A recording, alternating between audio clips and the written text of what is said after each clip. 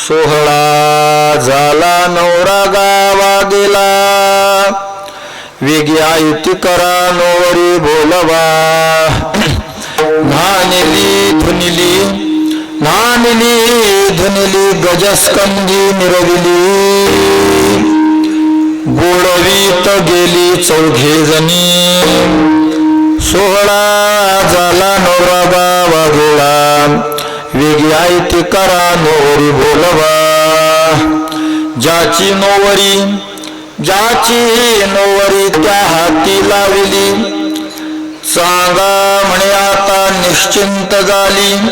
सोहळा झाला नवरा गावा गेला, वेगी आयती करा नोवरी बोलवा. पांडुरंगा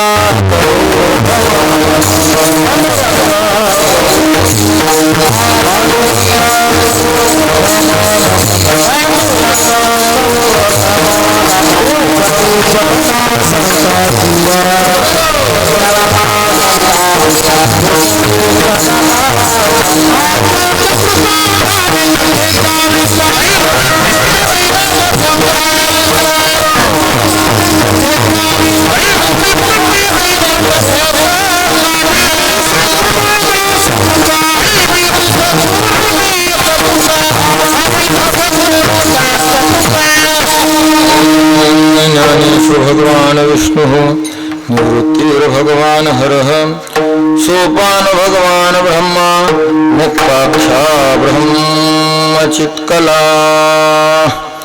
ओम नमो ज्ञानेश्वरा करुणाकरा दयाळा, तुमचा अनुग्रह लाधलू पावन घालू. चराचरी गुरुर्ब्रह्मा गुरुर्विष्णू गुरुर्देव महेश्वरः, गुरु साक्षात परब्रह्म तस्मै श्री गुरवे नमः. तेवी मी जे बोले ते प्रभू तुमचे शिकविले, म्हणून अवधारी वापुली आपण देवा. मस्तक माझा पाय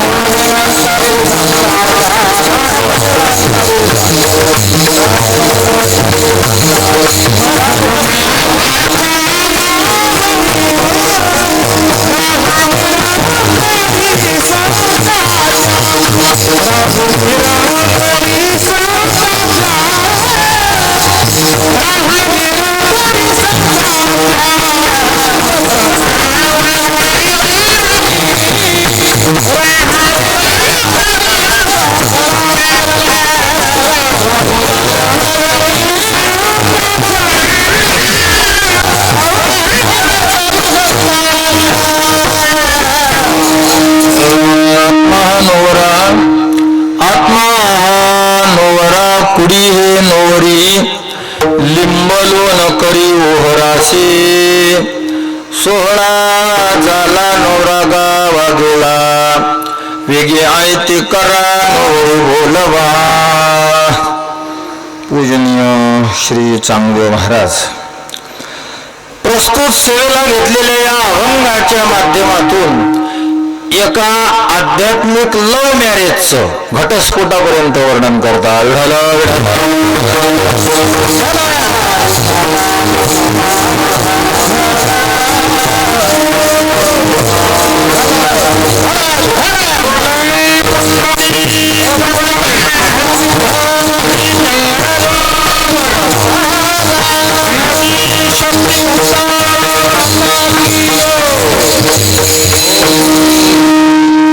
अभंगावर आपल्याला चिंतन करायचंच आहे, पण तत्पूर्वी थोडासा परिहार देणं गरजेचं आहे. आणि तो असा की तुमच्या या विहीगाव, रामनगर, पातोंडा या गावामध्ये गेल्या अनेक वर्षापासून चालू असणारा हा महोत्सव आणि गेल्या 2 वर्षापासून आमचा या ठिकाणी सेवेचा योग येत आहे. सेवेचा योग ज्यांच्यामुळे येतो संपूर्ण गावकऱ्यांच्या वतीने आमचे आदरणीय पूजनीय श्री हरिभक्तपरायण अलोने महाराज यांच्या वतीने आम्हाला फोन येत असतो आमचे श्री हरिभक्तपरायण पुरुषोत्तम पाटील, आणि त्यामुळे आमचं या ठिकाणी येणं घडतं. विढालं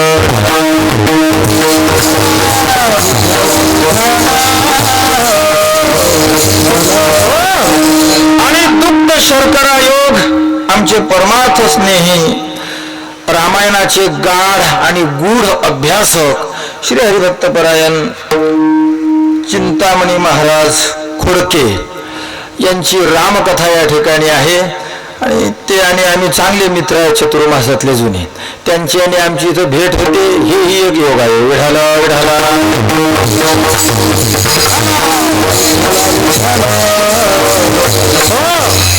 तर या ठिकाणी भगवान शिवाच्या सेवेसाठी श्री नाना महाराज यांच्या सेवेसाठी या महोत्सवाच्या निमित्ताने आपण जो अभंग निवडलेला आहे त्या अभंगामध्ये चांगदेव महाराजांनी एका लव्ह मॅरेजचं वर्णन केलं. महाराज तुम्ही तो असं बोलतानाच असं असलेले शब्द सुरू केले, असलेले नाही, याला जर शास्त्रीय भाषेत बोलायचं झालं तर गांधर्व विवाह म्हणतात. अधिक थोडं ग्राम्य भाषेत बोलायचं झालं तर चांगदेव महाराज इथं एका लफड्याचं वर्णन करतात की जे लफडं प्रत्येक जीव जवळजवळ जन्मतःच करून आलेला आहे. विढाला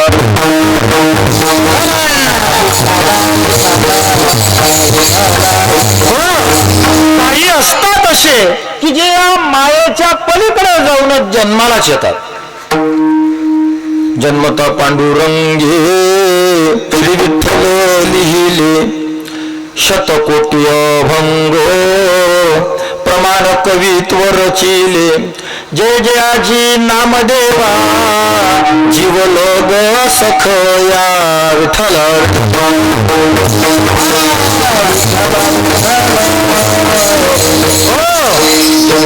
पांडुरंगे श्री विठ्ठल लिहिले. जे जन्मता बरोबर त्यांच्या मुखातून शब्द निघाला श्री विठ्ठल श्री विठ्ठल श्री विठ्ठल असे क्वचित अशा प्रकारचे असतात. पण सामान्यतः बहुजन समाज असा असतो की जो हे एक विशिष्ट प्रकारचं लव्ह मॅरेज करून जन्माला आलेला असतो. मग काय लावलं तुम्ही मॅरेज मॅरेज मॅरेज म्हणजे विवाह.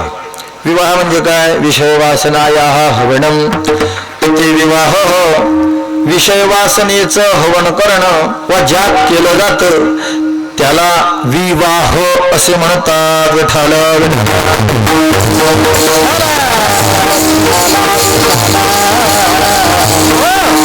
तर ही विवाह एक संस्था आहे जर अलीकडल्या अभ्यासकाच्या भाषेमध्ये. आणि आपल्या वैदिक भाषेमध्ये बोलायचं झालं तर हा एक वर्ण आहे, माफ करा, हा एक आश्रम आहे, गृहस्थाश्रम आहे जो विवाह केल्यानंतर स्वीकारला जातो. पहिला आश्रम ब्रह्मचारी, दुसरा गृहस्थाश्रम, तिसरा वानप्रस्थाश्रम आणि चौथा संन्यास. तर गृहस्थाश्रम कशाला म्हणतात? अगदी शब्दातून जर अर्थ काढायचं ठरवलं, कारण काय शब्द उच्चारता बरोबर जो अर्थ प्रतीतीला येत असतो त्याला शास्त्रामध्ये शक्यार्थ म्हणतात. आणि मग शब्द उच्चारता बरोबर जो अर्थ तर प्रतीतीला आला पण तो अनुभवाला जुळत नाही, मग वेगळे काही कुटाने करावे लागतात, मग त्याला लक्षणा म्हणतात.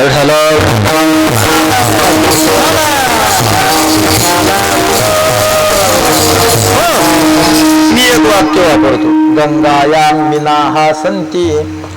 गंगेत नाही, मिनाहा मासळ्या आहेत. मिनाहा गंगेमध्ये. गंगा पदाचा अर्थ काय होतो?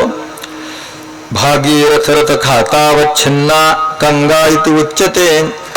भगीरथाचा रथ पुढे चालला होता आणि त्या रथाची खाता म्हणजे चाकुरी, तेवढ्यातून जेवढं पाणी चालत होतं फक्त तेवढ्याला गंगा म्हणतात. विठ्ठल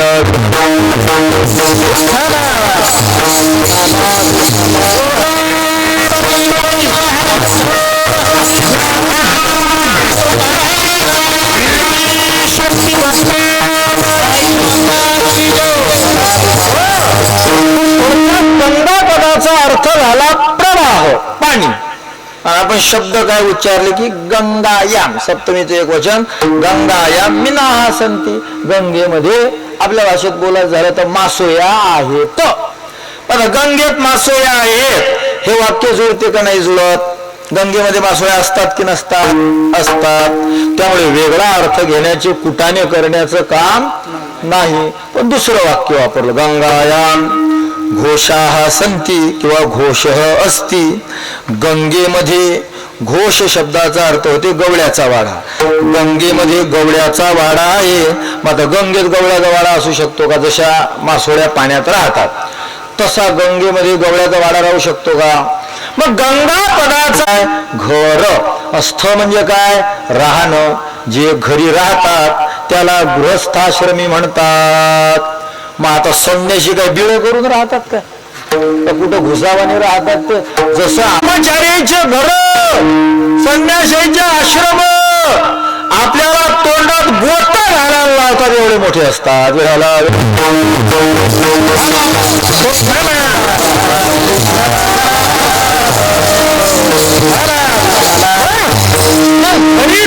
शब्दातून अर्थ, जसं गंगा शब्दातून अर्थ काय निघला?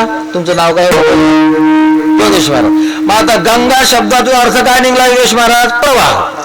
मग अर्थ जुळला होता, आधी त्यात मासोळ्या राहू शकत होत्या, पण दुसरा अर्थ नाही जुळला.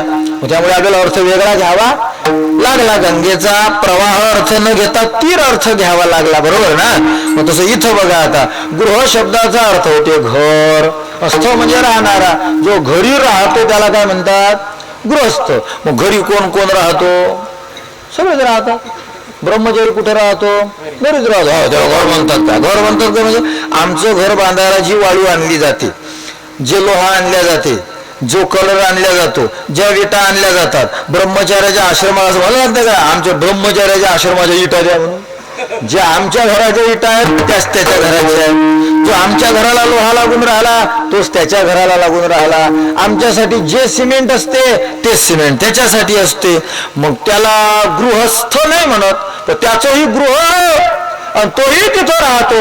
म्हणजे जो गृह शब्दाचा अर्थ घर होतो तसा अर्थ जर केला, घरी राहतो तो गृहस्थ, तर मग सगळं गड्या घोड्याचा रस्ता एकच होऊन जाईल.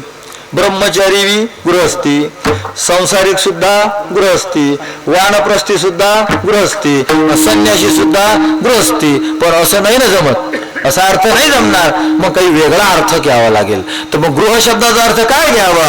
गृहम गृहिणी ती उच्चते. गृह शब्दाचा अर्थ गृहिणी घ्यावा. मग गृह म्हणजे गृहिणी, आणि गृहिण्यासह यह तिष्ठती स गृहस्थ. जो गृहिणी सोबत राहतो तो गृहस्थ. जो गृहिणी सोबत राहतो तो गृहस्थ. आता हे कोणाकोणावर जाते बाबा? फक्त आपल्यावर येते नाही, पण अरम धरम ब्रह्मचारी संन्यासी असते त्याच्यावर बी जाते.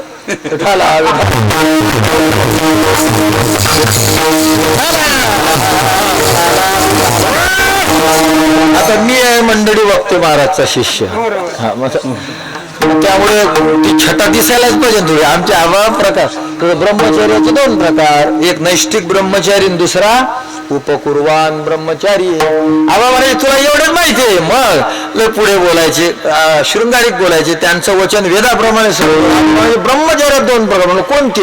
एक दिनकेन एक रातके म्हणे विठाला.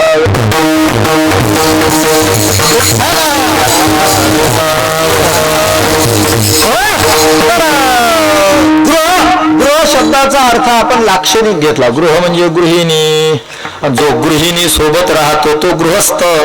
मग आता घर अर्थच निघून गेला. आता गृह म्हणजे गृहिणी. मग गृहिणी सोबत ब्रह्मचारी राहतो का?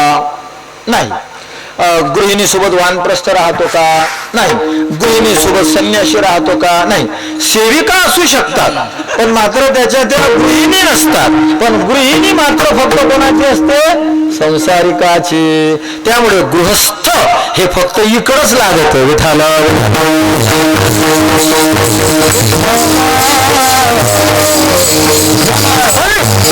असं माझा जो गृहस्थ आश्रम आहे, या गृहस्थ आश्रमामध्ये आश्रम म्हणजे प्रकारची एक वस्तू, वास्तू. मग त्यात घुसावं लागेल ना, घुसण्यासाठी रस्ते असतात. मग या गृहस्थ आश्रमात घुसण्याचे आमच्या शास्त्राने 8 रस्ते सांगितलेत बुवा.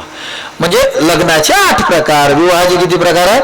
8 प्रकार. पहिला प्रकार ब्राह्मविवाह, दुसरा प्रकार दैव विवाह, तिसरा प्रकार आर्ष विवाह, चौथा प्रकार प्राजापत्य विवाह, पाचवा प्रकार असुर विवाह, सहावा प्रकार राक्षस विवाह, सातवा प्रकार पैशाच विवाह आणि आठवा प्रकार गांधर्व विवाह. मिया बीबी राजी तो बीच में क्या करेगा काजी. विठाला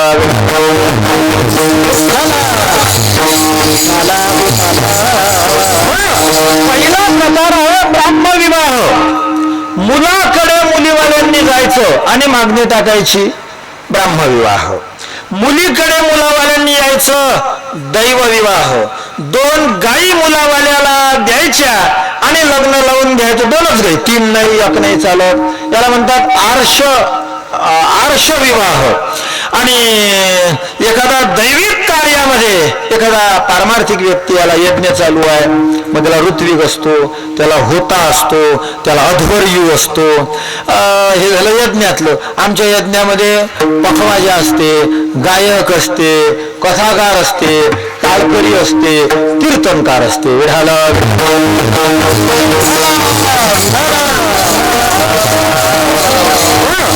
प्राजापत्य विवाहाचं वर्णन करताना टाळकरी पकवायचं असं उल्लेख नाही, पण अध्वर्यू होता, यज्ञासाठी जे यजमान, तर यातला जर एखादा होता वडला, मुलीच्या वडिलाला आवडला, अध्वर्यू आवडला आणि बरोबर चौकशी केली, त्याची रीती परंपरा, घर छान आहे, हा सात्विक आहे, पण अशाला पोरगी देणं याला प्राजापत्य विवाह म्हणतात. म्हणजे एखादा सात्विक व्यक्ती सात्विक कामाला आला आणि तिथं पसंत करून विवाह झाला, प्राजापत्य विवाह. वरपक्ष आणि वधू पक्षाचं भांडण व्हायचं आणि त्यात वधू पक्षाला हरवायचं आणि नवरी पळून घेऊन तिच्याशी विवाह करायचा, आसुर विवाह.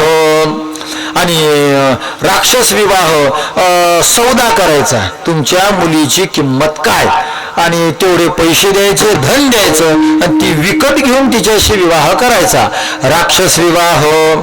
आणि पैशाच विवाह, नवरीलाच पत्ता नाही, तिचं लग्न झालं, ती बेशुद्ध पडलेली आहे, तिनं पिलेला आहे किंवा काहीतरी कारणानं ती सुधीवर नाही, पण अशा मुलीशी विवाह करायचा. सुधीवर आल्यावर तिला कळायचं की माझं लग्न झालं, याला पैशाच विवाह म्हणतात.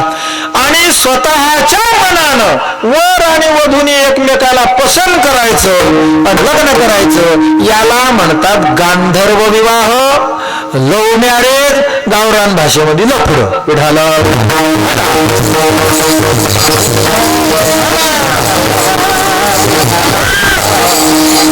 लफडं म्हणलं की लोकांचं ते एगो चोराच्या मनात चालणे आल्यासारखं एक विषय येतो. पण लफडं शब्दाचा अर्थ असा होतो, ज्यानं जे करायला पाहिजे ते जर तो करत नसेल तर त्याला लफडेबाज म्हणतात. समजा योगेश महाराज आहेत आणि योगेश महाराजांशी मी बोलून राहिलो, पण जाऊ दे बाबा, आमचं कशाला, तुमच्यातला कोणीतरी एखादा घरा. बरं, योगेश महाराजांनी त्यांच्याशी बोलून राहिलो, मस्त अर्धा तास तिकडून ते विनेकरी पाहून राहिले, ते मध्ये काहीच बोलले नाही. थोड्या वेळानं आले माझ्याकडे, महाराज काय बोलत होते त्यांच्याशी? काय नाही, ते आमचं थोडं द्या घ्यायचं होतं, मी ना त्यांना 5,000 रुपये दिलेले होते. आणि ते मग ते विनेकरी म्हणजे योगेश महाराजांना 5,000, बापा कायले दिले हो, तो माणूस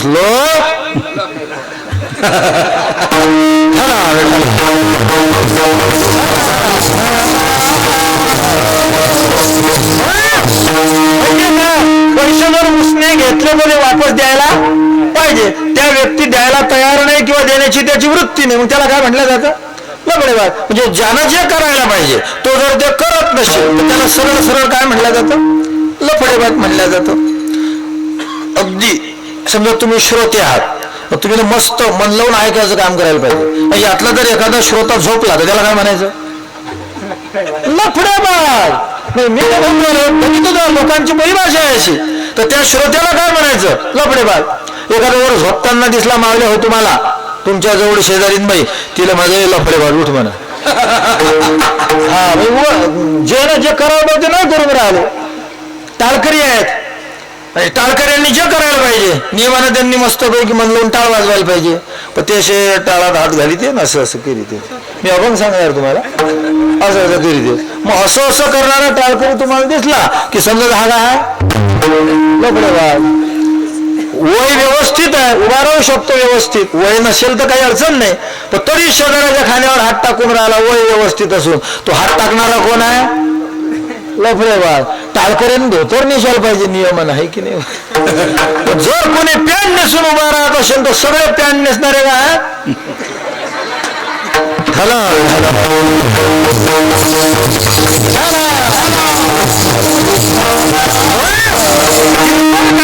छान अभंगाचं चिंतन करायला पाहिजे, आणि तो जर ते न करता दुसरंच करत असेल तर कीर्तनकार काय झाला? लफडेबाज. पकवाजानं छान मदत करायला पाहिजे महाराजाला, ते उभं शायनिंग मारायला काही चक्र धरतात आणि हे धरतात ना, सुचत नाही मुचत नाही कीर्तन करायला, त्याच ऐकत बसावं लागते. असं जर पकवाजानं केलं तिथं पकवाजा काय? लफडेबाज. आमचे तुकाराम महाराज म्हणतात असे जे लफडेबाज असतात ना, हे नदीत असे काठावर नाही बुडत नरकाच्या नदीमध्ये, कारण काठावर जर बुडले तर काही फांदी हाताला लागू शकते, काही दगड हाताला लागू शकते, वाचू शकते तो, असे मंदात बुडतात मंदात. तुका म्हणे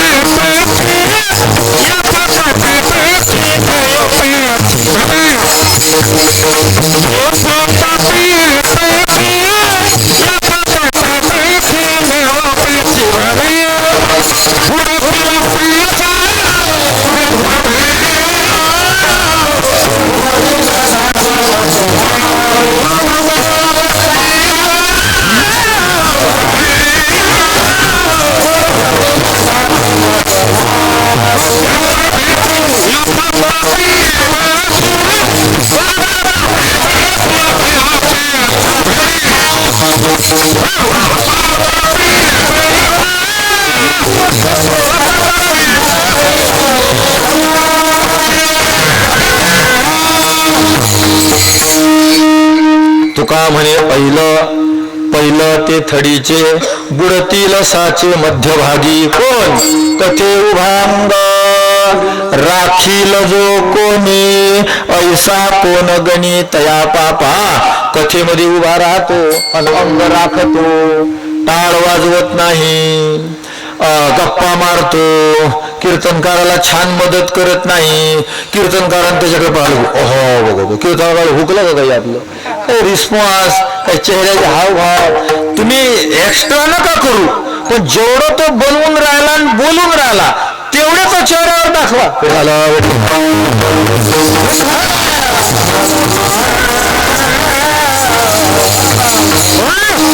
काही काही असे श्रोते असतात मंडळी, कसे तर लफडे बालक आहेच ठरेल हे ना आपला, असे बसतात पुढे असे पाहतात नुसतं. आमच्या एका ठिकाणी भागवत होतं महाराज, हे कीर्तन एक निघून जातील म्हणजे आज जसं जमीन तसं उद्याला कसं पाहून घेऊ असं, म्हणजे आजचं इथलं इथं चाललं जातं, पण ते कथा असली की व्यथाच असते मग. पण त्यातल्या त्यात जर ती केस जर यजमान असली तर कामच झालं. मग ते आधी उरार म्हणतं आपलं समोर असं बसेल असते, असं पुढे बसेल पुढे असते ना बसेल आपल्या मस्त खुर्ची टाकून असे एका ठिकाणी भागवत कथा, तेव्हापासून बंदच केली कथा. हा आता या वर्षी आलो नाही बाबानं, खूपच आग्रह केला म्हणून आम्ही आलो तिथं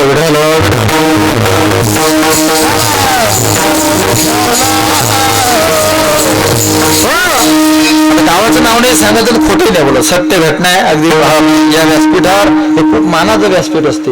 व्यासासनम समारूढ यदा पौराणिको भवेत् समाप्ते प्रसंगस्य नमस्कुर्यान्न कस्यचित. इथं जोपर्यंत उभा आहे तोपर्यंत असं बी नाही करू कोणाला. नमस्कुर्यान्न कस्यचित. कुणी पाया लागायला आलं तर झुकायचं नाही, असं कौशिक संहिता सांगून राहिली. वक्त्यानं कोणाच्या पाया लागायचं नाही. वक्त्याने या शब्दाचा अर्थ इथं आहे तोपर्यंत, याच्यावरून खाली उतरला की मग त्यानं पडायचं पाया. नाही तर एक कीर्तन करायचं जीवनभरात फक्त, आणि झाला जीवनभर असं छाती काढून फिरायचं, असं चालत नाही. पाया सुद्धा लागू नये. मग एवढा जर वक्ता श्रेष्ठ मानला जातो तर मग खोटा कशाला बोलायचं बा आपण. मग दुसरं उदाहरण सांगायचं. मग पण सत्य घटना, पुढेच बसलेला महाराज माझ्या, पण असं पायावर पाय टाकून. पण पहिल्यांदा मी नुसतं सुरू केलं सच्चिदानंद शपथ न असत, अगदी पांडुरंगाच्या शपथीनं सुरुवात पासून. मला काय नको डोकं झालं अशी दुखत असेल थोडंसं कसं. मग मी थोडंसं कथा काही, आता जसं एखाद्याचं शेत असते कुठं कडक लागते, असं दाबून घ्यावं लागतं. नरम लागले की वखर उचलावं लागतं. इतका खोल घुसते की लगेच झाडाला ओढून घेते म्हणजे ते. मग असं चालू द्या लागते. माझं कथा करायला बी जर जुना असेल, व्यवस्थित असेल, त्याला जर समाज ओळखता असेल तर हा समाज हा माझा सहितच असते. हा सांभाळावं, फक्त कीर्तन करावं ना विठाला.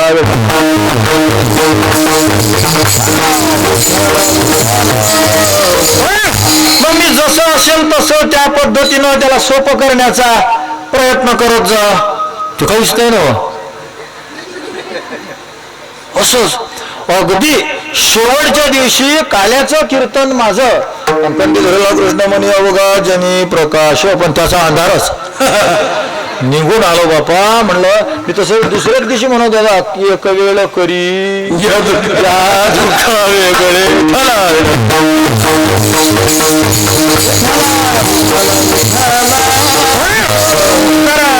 काय सांगत होतो मी तुम्हाला. आश्रम आहे ना, घुसण्याचे रस्ते, इथून विषय निघाला तर मला लक्ष नाही बरोबर, तर असेल ध्यानात तर सांगा. मग आत जाण्यासाठी रस्ते असतात. मग गृहस्थ आश्रम आहे, यात घुसण्याचे 8 रस्ते आहेत. आणि त्यातला 8वा रस्ता आहे गांधर्व विवाह, ज्यामध्ये परस्पराच्या संमतीनं विवाह केला जातो. पण शास्त्रामध्ये हा मान्य नाही. तो प्रकार लिहिला पण तो मान्य नाही, कारण यात होणारी संतती ही संकरो नरकायैव कुलघ्नानां कुलस्य च स्वतंते पितरो हि येषां लुप्त पिंड उदकः क्रियाः. अशी जी संतती जन्माला येते या विवाहातून, त्यांचं पिंड लुप्त होते, उदक लुप्त होते आणि क्रिया लुप्त होते. पिंड म्हणजे पिंडदान, उदक म्हणजे तर्पण, क्रिया म्हणजे इतर केलेला देवधर्म, पंक्ता बिंता, ह्या सगळ्या हे त्याच्या मुलानं किती काही केलं तर बापाला पोहोचत नाही, तो नरकात जाऊ शकतो. ज्याने असं केलेलं आहे म्हणजे माई येली बापतेली पोरगा संयदली, तर त्याने आपल्या उद्धाराचा मार्ग आपणच करून ठेवायचा, कारण त्याला पुत्राने अर्पण केलेलं उदक मिळणार. हा, मग तुम्हीच जर मुक्त झाले तर मग काही अडचण नाही. विठाला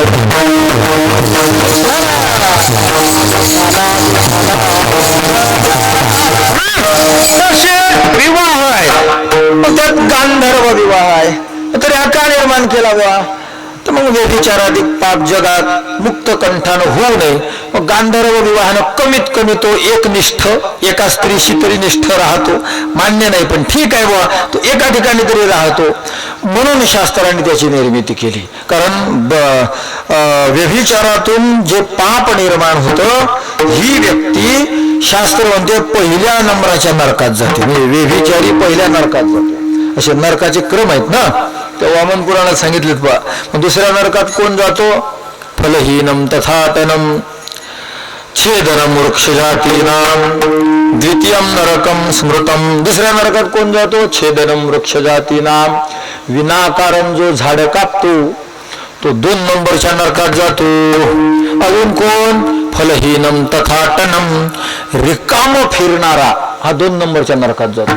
म्हणजे व्यभिचारी पहिल्या नरकात, त्याच्या शेजारी जाऊन बसते रिकामटेकडा. रिकामटेकडा करते ना तुम्हाला, रिकाम फिरणारा, उगच फिरणारा. काऊ महाराज कश काय आले? आलतो सहज, समजा ही नरकात जाते. विठाला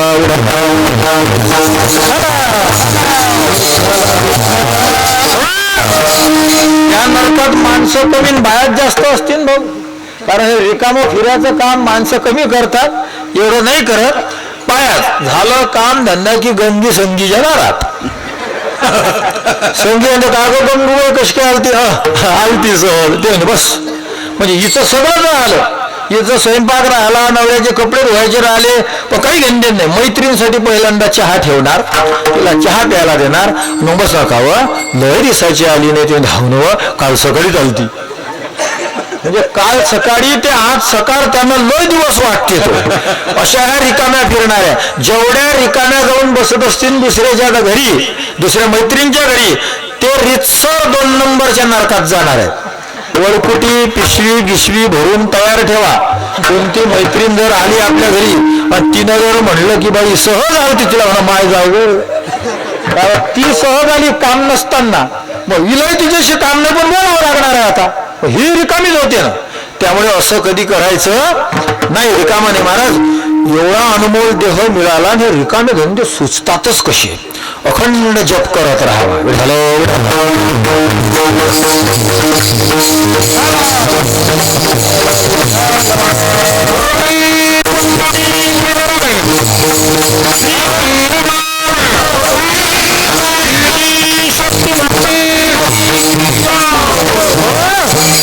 वेगळ्या वेगळ्या प्रकारचे शास्त्राने नरक सांगितलेले आहेत. मग त्यात हे व्यभिचारी पहिल्या नंबराच्या नरकात जातात. मग हे विचारायला काही आळा बसावा बुवा म्हणून मग मजबुरी का नाम महात्मा गांधी या न्यायाने शास्त्राने गांधर्व विवाह सांगितला. मग केला जातो तो व्यवहारामध्ये. गांधर्व विवाह करतातही, साधू संतांनीही वर्णन केले आहे. तसाच एक गांधर्व आणि आंतरजातीय दोन्ही गोष्टी एकत्र अशाच एका विवाहाचं वर्णन चांगदेव महाराज अभंगाच्या पहिल्या चरणात.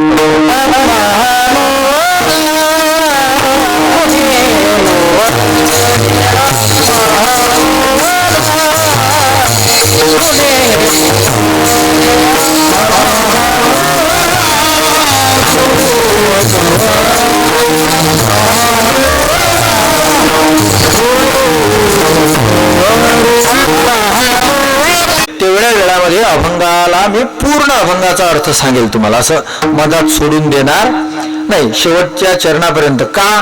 कारण अजून या अभंगावर कोणच कीर्तनही केलेलं नाही आणि या अभंगाचा अजून कोण अर्थही लिहिलेला नाही. चांगदेव महाराजांचा गाथा सार्थ झालेला नाही.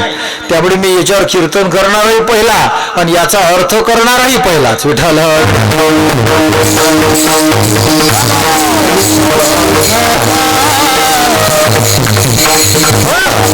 तर कूट पद्धतीने बोलतात. थोडं कूट शब्दाचा अर्थ असा होतो, अर्थ कळतो पण भाव कळत नाही. शब्द जे असतात त्या शब्दाचा आपल्याला काय कळून जातो? अर्थ कळतो, हे असं साहेब, पण त्याचा भाव कळत नाही. याला कूट म्हणतात. कूट काय सांगितलं मी लक्षण? अर्थ कळतो पण त्याचा भाव कळत नाही, याला कूट म्हणतात. मसी मसी पोरा घोरे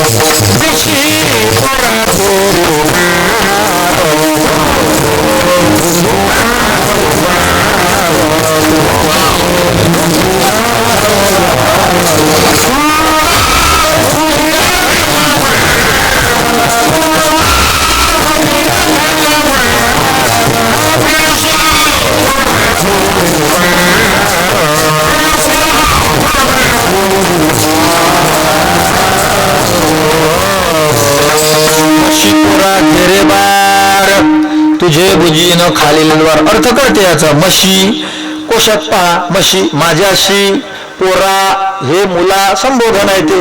घेरे बार, बार म्हणजे एक बार एका वेळेस. हे मुला तू माझ्यासोबत एक बार खेळ. मग काय कराल तू बाबा तुम्ही? तुझे भुजी न खालील द्वार, तुझा मी खालचा दरवाजा बंद करून टाकीन. गुरु वक्ते बाबा म्हणत, म्हणजे का तुम्ही खोटी ठोकणार आहे का बा आम्हाला? मग आम्ही नाही येणार बा तुमच्यासोबत खेळायला. म्हशी पोरा घेरे बार, तुझे भुजी न खालील द्वार, माझ्यासोबत एकदा खेळ, मग मी तुझा खालचा दरवाजा बंद करून टाकेन. अर्थ लागला की नाही? आता तो पटून नाही राहिला तो विषय वेगळा, पण शब्दात योग्यता आहे ना अर्थाची. असं म्हणतो का आपण की मी घरी पाहुणे येणार होते म्हणून अग्नीनं सडा शिंपला, असं तर नाही म्हणलं ना. तिथे योग्यता नाही, कारण अग्नीचा सडा कुणी शिंपत नसतं. योग्यतेचा अभाव आहे. पण मात्र खालचा दरवाजा बंद करता येऊ शकतो. अर्थ जुळून राहिला पण भाव लागत नाही. याला कुट म्हणतात. काय याचा भाव? याचा भाव असा आहे की तू माझ्यासोबत एकदार खेळायला ये, मग मी तुझा खालचा दरवाजा म्हणजे नरकाचा दरवाजा बंद करतो. मी तुला नरकात जाऊ देणार नाही, तुला कुत्र्या मांजऱ्याच्या जन्माला जाऊ देणार नाही, तुला मी मनुष्यवयाच्या ऊर्ध्व योनीला घालून तुझ्या जीवाचं कल्याण करून. हाय त्याचा भाव. अर्थ करतो पण भाव नाही कळत. याला कुट म्हणतात. त्या नारद पंचरात्रात भगवान श्रीकृष्णाची षडक्षरी महाविद्या मंत्राचे एक अनुष्ठान सांगितलंय. राधेचा तो मंत्र आहे आणि भगवान श्रीकृष्ण त्याचं अनुष्ठान करतात. त्याचं काय करतात? अनुष्ठान. तो मंत्र असा आहे, राम ओम आम यम स्वाहा. 6 अक्षर बघा. राम ओम आम यम स्वाहा. झाले का 6? झाले ना 6? षडक्षरी महाविद्या. भगवान श्रीकृष्ण अखंड या मंत्राचा जप करतात. पण मग मोठ्या माणसाच्या कोण्याच गोष्टीचा असा स्पष्ट उल्लेख नाही करायचा. मग नारदांना पडलं कोड, हा मंत्र तर सांगायचा आहे पण मग समाजाला कळून कसा? मग कुट पद्धतीने सांगितला. एका श्लोकात तर रामच सांगितला पण राम शब्द जीव नाही दिला. विठ्ठल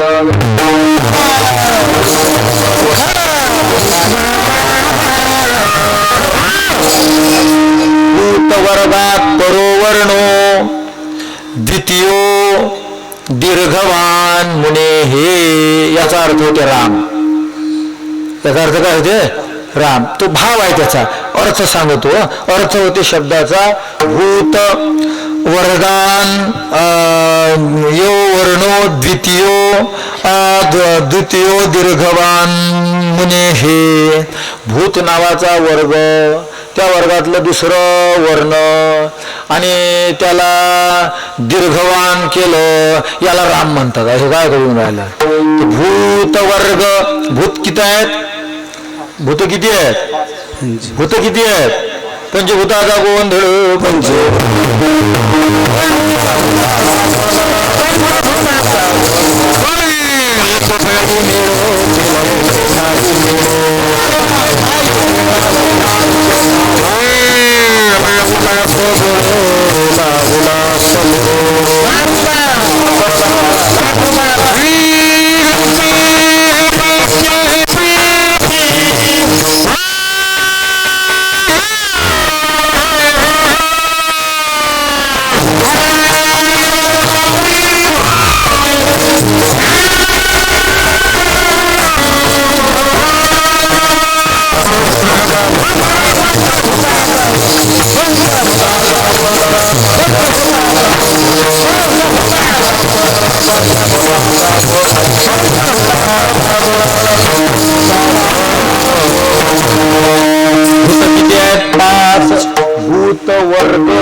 म्हणजे 5 वर्ग वर्ण. आता आपल्याला मंत्राचा विचार करायचा. मंत्र वर्णात्मक असतो ना, अक्षर असतात त्यात.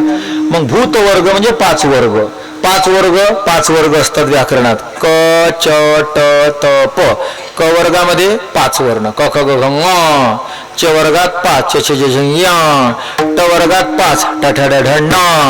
त वर्गात 5 त थ द ध न. आणि प वर्गात 5 प फ ब भ म. भूत वर्गात परोवर्णो. भूत वर्ग हे 5 वर्ग म्हणजे हे 25 वर्ण. आणि याच्या पुढचा पहिला वर्ण कोणता आहे? मग य ककगंग जजन्य डरग यरलव. मग हे झालं की यच म्हणतो की नाही आपण पहिल्यांदा. मग भूत वर्गात परो वर्णो कोणता आहे? य. द्वितीय वर्णो त्या य नंतरचा दुसरा कोणता आहे? र. दीर्घ त्याला दीर्घ करा रा. वान भवेत त्याला अनुस्वार द्या. रावर अनुस्वार दिल्यावर काय होते? राम. याला म्हणतात कुट बोलणं. विठ्ठल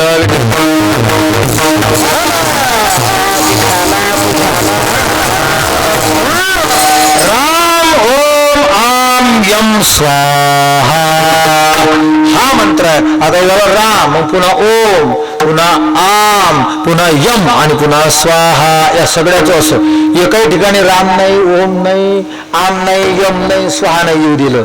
याला कुट बोलणं म्हणतात. तसं संत समाजाला काही गोष्टी पटवून देण्यासाठी कुट बोलतात. कारण ते कुट बोलण्यामध्ये कोड्यासारखं असते ना, मग जरा आनंद येते ऐकायला. कोडे असतात ना. सूप भरला आणि त्यात एक रुपया सांगा योगेश महाराज. हा मग याला कोड म्हणतात. सूप भरला ह्या चांदणे आणि त्यात एक रुपया. चंद्र विठाला विठाल.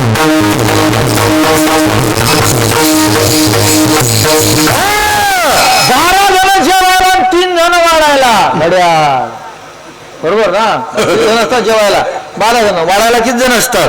3. त्यातला एक लयच रईस असते पण हा हालतच नाही जा जेवण. हा आणि एक जरा बरा असतो आणि एक वाढती की नाही कुणास ठाऊ. दोन नुसतं आहे ना. 12 जण जेवायला 3 जण वाढायला. हे कुट कुट आहे ना एक प्रकारचे. Code code. परवाला आमच्या इथं आमचा अतिभाऊ आला. मग आमचा मुलगा त्याला कोडे विचारायला लागलो. तो 6 वर्षाचा. मग तो विचार ते 5-6 जण एकीकडून हा एकटा. याचे कोडे लय पाठ आहेत. तर ते 5 जण हा एकटा. यानं म्हटलं की ते तुडुक्कने जिंकायचे. यानं म्हणले बा खायसाठी असते, खायसाठी घेतात पण खातच नाही. चमचा खायसाठीच घेतात पण खाते कोण त्याला नाही हे. मग असं हा बोलायचं त्यांच्या चुटकने लक्षात यायचं. ते 6 जण हा एकटा. हा याचं वय 6 वर्ष. लगेच त्याला उत्तर द्यायचे. मला बाबा असं काही सांगा म्हणे की यांना आलंच नाही पाहिजे. हो माझं आलं पळत पळत. म्हणलं असं सांग बाबा मला द्यायला. किती काढलं तर कमी होत नाही, वाढतच. किती काढलं तर कमी होत नाही, वाढतं. जर नाही येणार तर मग द्या हातावर हात. असं मग तुम्ही जर हातावर हात दिला तर मग हा उत्तर सांगणार. शेवटच्या टप्प्यात आलं म्हणजे एकदा जरी हरला तरी हा खुश होते. पण लगेच शेवटच्या टप्प्यात लक्षात आलं किती काढा कमी होत नाही, वाढते. गड्ड्यातली माती काळजी केलेला गड्डा कमी होत नाही, वाली वाढतच राहतो. सांगितलं त्यानं ते त्या पोराच्याच लक्षात आलं महाराज. म्हणजे असतो म्हणे आता बघा म्हणे बाबा येईल एकही येत नाही म्हणे. 6 वर्षाचा आहे. म्हटलं कारण काय विचारतं त्याला? सांगा म्हणे 12व्या अध्यायातला पहिला श्लोक. तो सगळं बंद म्हणते त्याला द्या म्हणताडी. एवं सतयुक्ताय भक्ताचा आता म्हणे 12व्या अध्यायातली दुसरी ओवी सांगा म्हणे. त्याचे 2 अध्याय पाठ आहेत, 9 आणि 12. हे काय येते हे तोंडबाई त्याचे 10-12 भेंड्या लावल्या. असा झोपला संड. 8:30 उठला उठाला.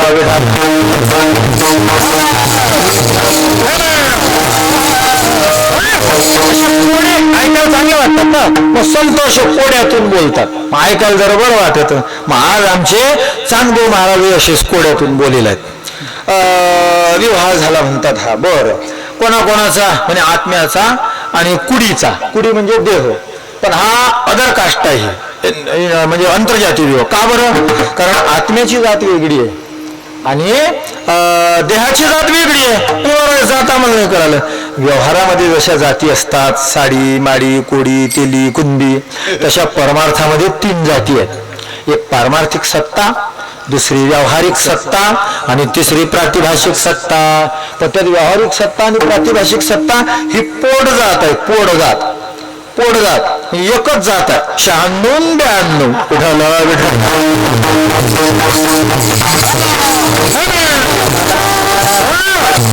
नागपूरकडे. तुम्ही जायला नागपूरकडे? तुम्ही कुठे नसताल जायला? आमचं काय 20 गाव की 30 गाव, भिगारावी 40 गाव. सकाळी आम्ही 11 ते 1 परभणीत कीर्तन केलं. इथं कधी एक झोप काढली फक्त 2 घास खाल्ले. आलं काय लागून राहिलं. रस्ते असे झाले आता मोठ्या मोठ्या गाड्या विकत घेणं फुकट पैशाचा नाश करणार.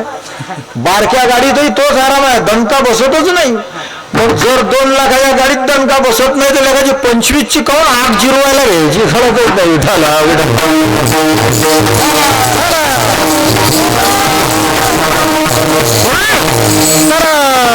नागपूरकडे कुंड्यातले प्रकार, तिलिल कुंडी, धनुष कुंडी, खैरे कुंडी, बावन कुंडी, आता हे असे प्रकार आहेत तिकडे. अजून झाडे जाधव कुंडी, असे 10-12 काहीतरी प्रकार आहेत.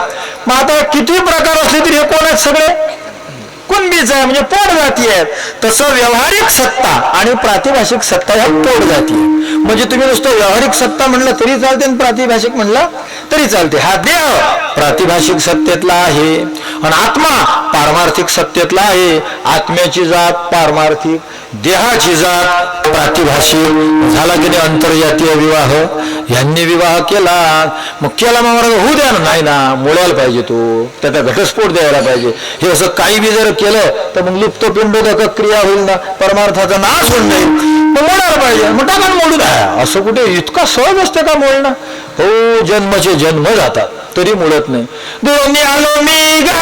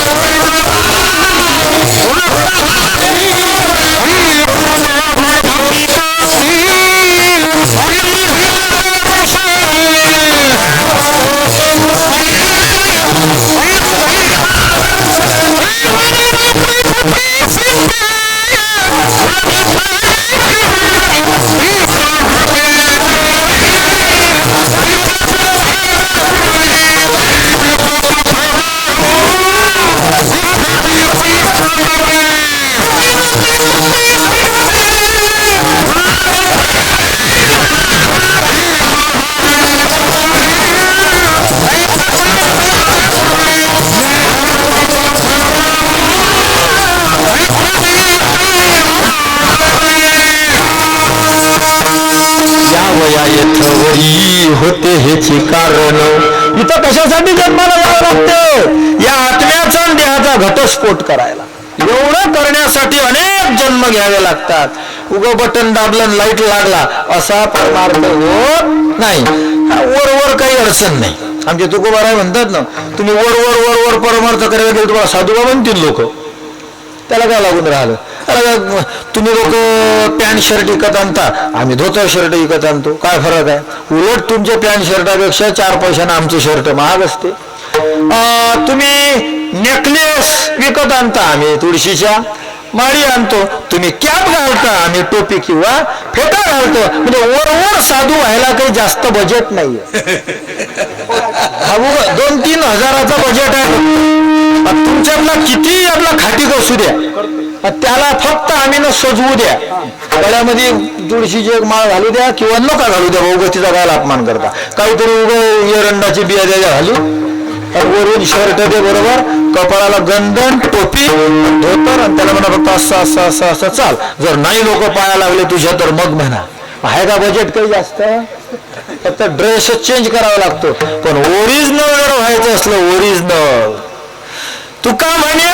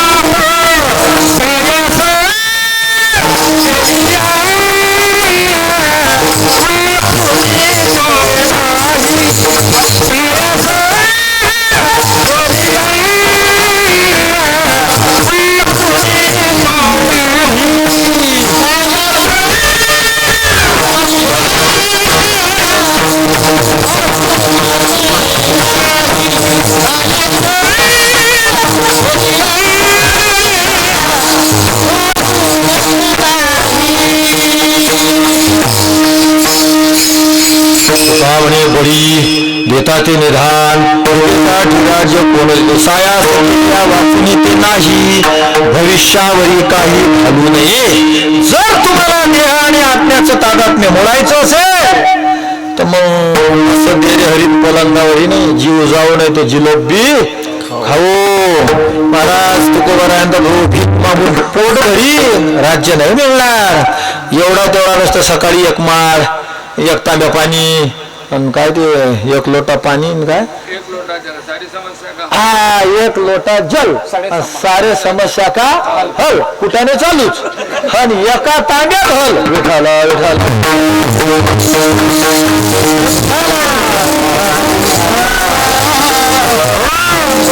यथा यक्ष तथा बली वेदातलं वाक्य आहे. हे काही वेदाचं मेंदू फिरल नव्हता लिहिताना म्हणजे लिहिताना ते वेद लिहिलेलाच नाही तो अपौरुष आहे. पण वेदातलं जे वाक्य आहे यथा यक्ष तथा बली जथा यक्ष असेल तसं बली द्यावं लागत असते.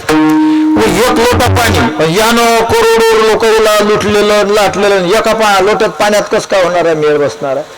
मग 2 तांबे टाकू दोन तांब्याला कमी नाही का तिला भाव जसा शुद्ध होत जाईल तसे पाप जात असतात.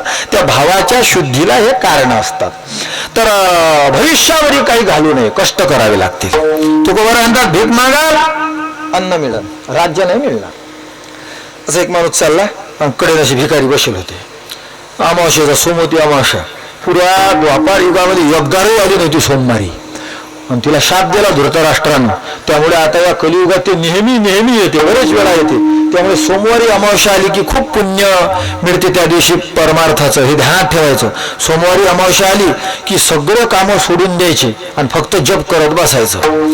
सोमवारच्या अमावस्या आल्यावर जर तुळशीला कोणी 108 प्रदक्षिणा केले त्या दिवशी एका वर्षातल्या सगळ्या अमावस्या कोणत्या सोमवती जर तुम्ही गाठल्या नसं केलं तर तुम्हाला पुढल्या वर्षीपासून धनाची अडचण निर्माण होणं बंद होते. एका वर्षाचं अनुष्ठान आहे. पुऱ्या द्वापार युगात एकही वेळ आली नव्हती सोमवारी. आता चिंतनाला वेळ नाही आपल्याला. ते अशी अमावस्या एक दिवस असेल चालला तो दान द्यायचा ती भिकारी नेली होती.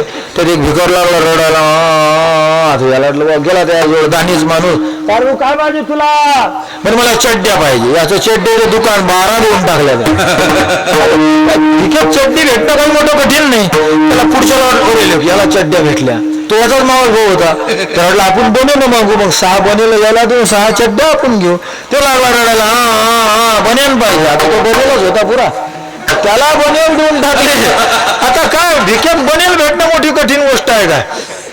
पुढचा भिकारी रडायला लागला मला जेवायला पाहिजे. अरे काय गोष्ट आहे जवळ हॉटेल होती 150 रुपयात पोटभर मोठं ताट आणलं घातलं त्याच्या उरावर ठेवलं त्याच्या पुढे सांगितलं त्याला घे खाऊ ठेवलं त्याच्या पुढे.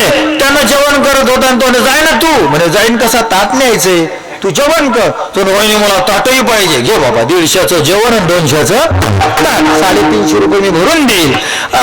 तो निघून गेला पुढे. पुढचा रडत होता हा गेला योगेश महाराज त्याच्याजवळ. अरे काय पाहिजे तुला. तो मला मुख्यमंत्री करून पाहिजे. अरे इथं एका जो होते तोच तर बरोबर टिकवत नाही आणि तुला भिकेत कसं काय मुख्यमंत्री बनवला जाणार आहे. तुकोबारा मी नाही भिकेत देतो. तुका म्हणे बळी देता ते निधान भिकेसाठी राज्य कोण देतो. भिकेत राज्य मिळत नाही पोट भरून पण राज्य नाही. तसं एवढा तेवढा परमार्थ जर केला तर लोक साधुबा म्हणतील पायही पडतील पण देव भेटणार नाही. विठाला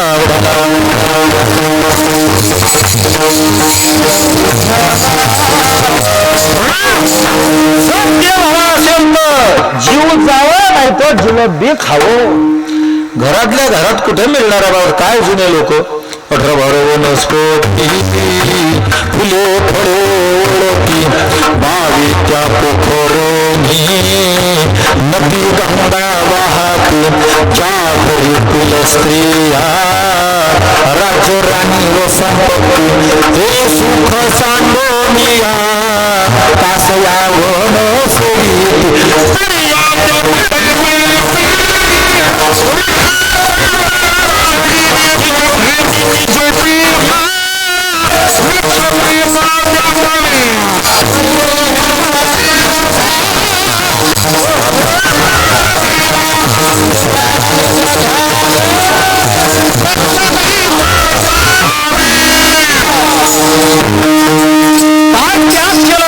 त्यांनी. आणि आपण तर परमार्थाला आल्यावर पहिलं बरं होतो, पण परमार्थावर आल्यावर बघतो अधिक वाया जाते काम. कसा देव मिळेल? 18 भार वनस्पती. किती वनस्पती होते त्यांच्याकडे? 18 भार. आपल्याकडे किती असतात? 2. सोयाबीन आणि तूर. तेवढ्यावर करते फुरफुर. 2च वनस्पती, सोयाबीन तूर. उडीद पेरते घरच्या पुरता 2 तास, मूग घरच्या पुरते 2 तास, तीळ संक्रांतीला 1च तास. 2 किलो होते, फुकून फाकून हे करून 1च किलो राहते. वायात घातला की अर्धाच किलो. पुढे कुठे ठेवतात? अर्धाच किलो. आणि त्यात पुन्हा वाळला की पावशेरभर तीळ आणि 2 किलो गुळ.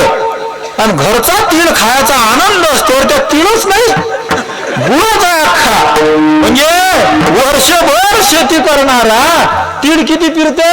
घरच्या पुरता. मूग घरच्या पुरता, उडीद घरच्या पुरता, आणि उरलेलं सोयाबीन आणि तूर.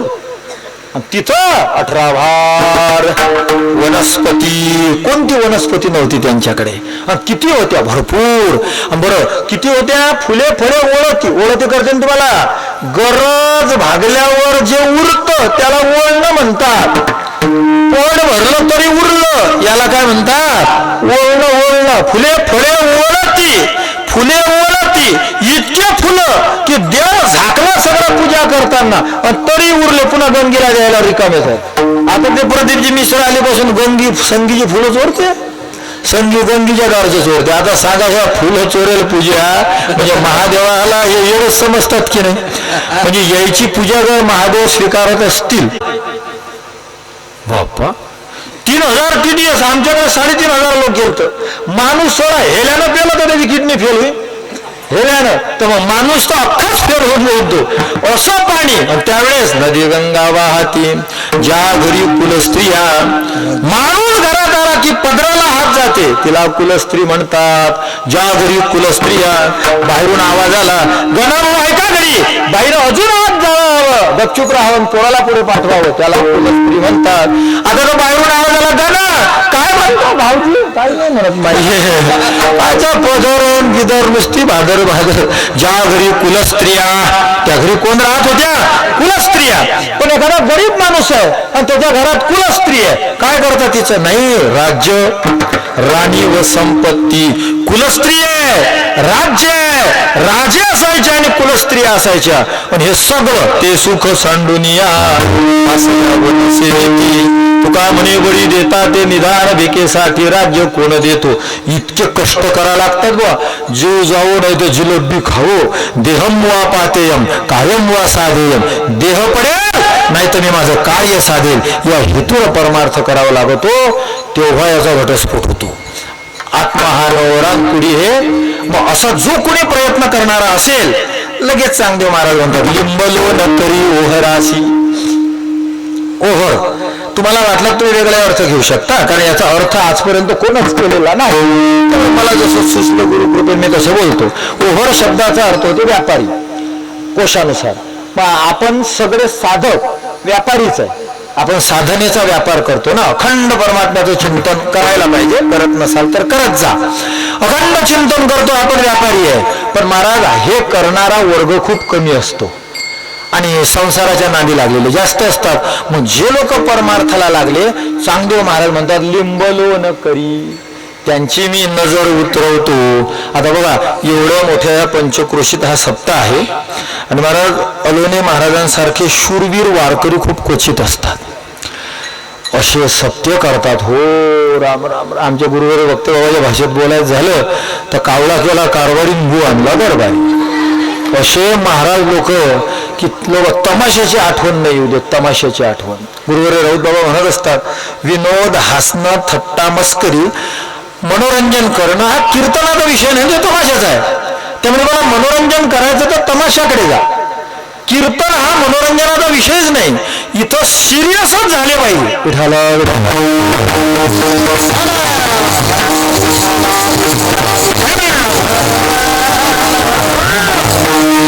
जे कोणी साधक आहेत महाराज, आश्चर्य आहे. महाराज जिथं कुठं नियोजन करतात अलोने महाराज, टाळकरी परंपरेतले कीर्तनकार सगळे परंपरेतले, आणि काय दिव्य असते हे सगळे लोक. मला आश्चर्य वाटते की एवढ्या मोठमोठ्या लोक आहेत, माझ्यासारख्याला कसा काय नंबर लागला. महाराज इतके अशा परंपरा आहेत त्याच्या की त्यांना नुसतं पाहिलं तरी आपल्या जीवाचा उद्धार होईल. फडकरी लोक याचे बाप दादे आजे पंजे 10 15 पिढ्यांपासून परमार्थ असतो यांच्या घरामध्ये. पण आज हे त्या परमार्थावर यांच्या बिल्डिंगा उभ्या असतात आणि येऊन तुम्हाला इथं तत्वज्ञान परमार्थाच्या गोष्टी सांगतात. मंडळी आता काय असेच माझ्याच वयाचे असतात, पण काय धीर गंभीर कीर्तन करतात फडकरी मंडळी. हे तुमचं पुण्य आहे की हे कीर्तन ऐकणं तर सोडा, हे तुम्हाला पाहायला भेटतात.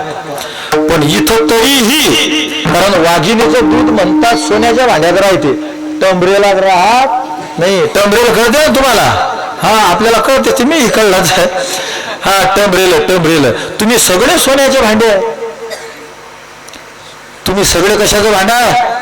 सोन्याचं. म्हणून आले दूध घ्यायला. टंबरेला दूधच राहत नाही वाघिणीचं, त्यामुळे येतच नाही. काय फोडून घ्यायचं बाबा. उठायला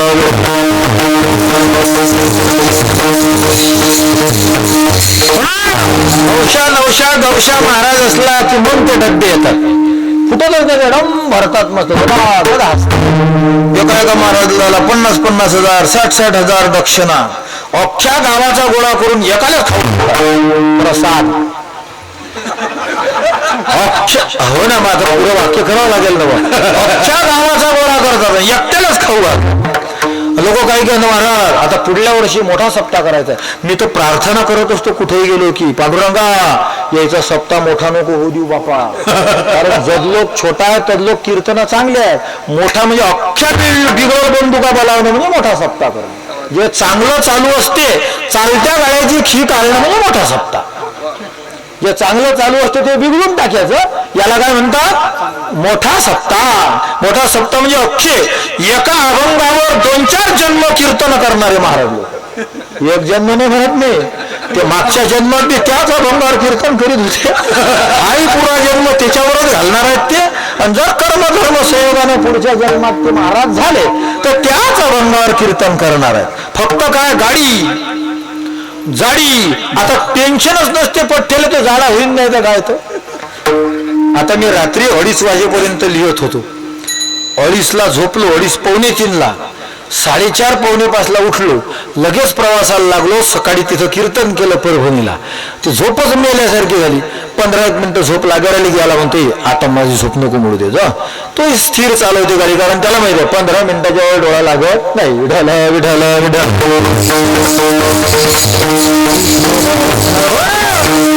महाराजाला काही टेन्शन नाही. कीर्तन झाल्याला 8-9ला झोपल्या, सकाळी 9-10ला होत्या. पारोळा तालुका, आमच्या आश्रमात काही मुलं आहेत तिकडले. मग त्या मुलाचा पालक आला, म्हणे बाबा अबोकडं बाबाचं जागरण काला घेतला होता. म्हणलं मग जागर तर झाला जागर समजा. मग काल्याला मला वाटलं बस बाबा उठल्यावर सुरू करू. 9:30 उठले तरी बाबा उठत ना. मग आम्हीच गेलो, म्हणलं बाबा ते कीर्तन झालं पाहिजे सुरू. आता काय करू, सुरू झालं पाहिजे. आता तुझं झोपेलो बाबा, उठ, काही धुईत आहे कर तोंड, आणि मग ये, मग तू तयार हो, मग आम्ही कीर्तन करू, आहे की नाही बरं. म्हणजे तुम्ही उभं काही अर्थ घेऊ नये म्हणून मी पूर्ण बोललो वाक्य. म्हणजे पूर्ण बोलणारे जी भोवती पापच आहे. म्हणून म्हणतात खरं बोलणं म्हणतात सख्या मायली आवडत नाही ती हेच. तर आवडलो तुम्ही आवडचीवर करसान कीर्तन करायच्या आधी. महाराज 9:30ला म्हणतात कीर्तन सुरू झालं काय. ओ महाराज तुम्ही उठले ना. सुरू झाल्यावर आवाज द्या म्हणे. लोकांना कळा ना, सुरू कर अंगोवर झालं बस सुरू. तिकडे जयाने इना घेतला तर एखादा बंपार सुंदर ते उभ्या. त्याला जर दुसरं तो आधीच म्हणते महाराज उठवा पहिले, पुढचं मला येत नाही. मग दुसरा अभंग जर म्हणायचं काम पडलं तर मग मी हाच डबल म्हणेन, नाहीतर विठोबा रखुमाई ठोबा रखुमाई ठोबा तेवढंच म्हणेन. ते म्हणे बघ काही इलाज नाही. पण महाराज ते सुरू झाले उठत नाही म्हणतात. 10 वाजता कीर्तन सुरू झालं, विठोबा रुक्माई झालं आणि त्यांनी केलं सुंदर ते ध्यान, तेवढं सुरू केलं. मग महाराज उठले, तोंडाला पाणी मारलं, फेटा कीर्तन काहीच्या देखत. आणि त्या महाराजचा जागर कालान सप्ताह मोठा. लाजा वाटतात तुम्हाला? हसतो आपण. अशी कधीच अवदशा सुचू नका रे मोठ्या सत्तेची. चालू आहे परंपरेने, ते चालू देत जा. महाराज या वर्षाला मोठा सप्ताह करायचा. म्हणजे जे परंपरेचे माणसं आहेत, ज्याच्या बापदादे कष्ट करून हे केलं, ज्यानं अभ्यास केला, गुरुकडे जाऊन शिकले, अशा महाराज लोकांचे कीर्तन म्हणजे लायना सप्ताह. आणि गबाळे महाराज लोक बोलावणं म्हणजे मोठा सप्ताह. एकच अभंग कमाल आहे बा. त्याच्या मला त्याला गुरु करा वाटते त्याची हिमतीची. एकच अभंग, एक अभंग 4-5 वेळेत घेतला की जीव असा कचरते की बा यायला माहीत असेल का, हे यायला समजत असेल का, हा विषय याच्या कानावरून जायला असेल का, असं जीव घेते. समजा असं योगेश महाराज हागला जर पाहिलं आणि त्याने जर तोंड हलवलं, काहीतरी बोललं तर अरे लगेच माहीत आहे का यायले, मग लगेच इकडे पाहते माणूस. मग असा एखादा श्रोता पाहा लागते की 12 वाजेल, मग त्याच्याकडे पाहून बोलायला लागते. मग आता जर 5व्यांदा अभंग घेतला तर मग कसं जरा जीव घेते ना ते करायला. पण हे महाराज असे टाईट फिट असतात. एकच अभंग एवढी हिंमत आणतात कुठून बापा. आबा घालून लोटांगण वंदी नचर, तुझे तर भाऊ पाय दाखव रे नरा विठाला.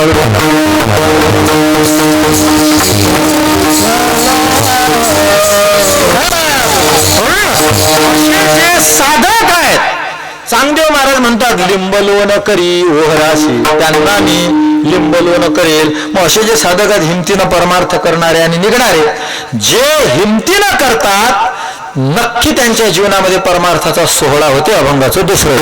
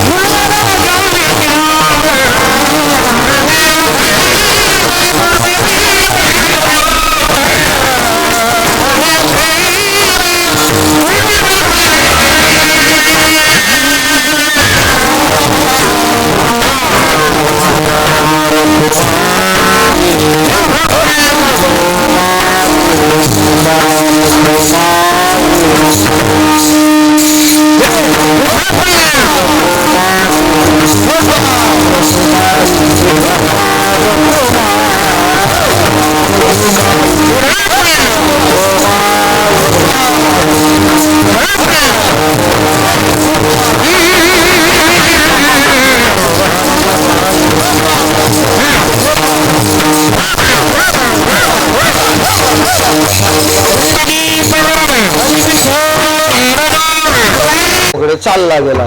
मग सोहळा झाला, नवरा गावी गेला. जो जीव दशेला आलेला आत्मा होता तो परमात्मा विलीन झाला. नवरा गावी गेला, माझा नवरा गेला निघून. भाड्याची खोली होती, मग नवरी राहील का तिथं. मग वेगी आयती, आयती म्हणजे तयारी, वेगी आयती करा, नवरी बोलवा, त्या नवरीची तयारी करा आणि तिला बोलवा. किती तयारी करावी लागते महाराज तुकोबाराय बोलतात.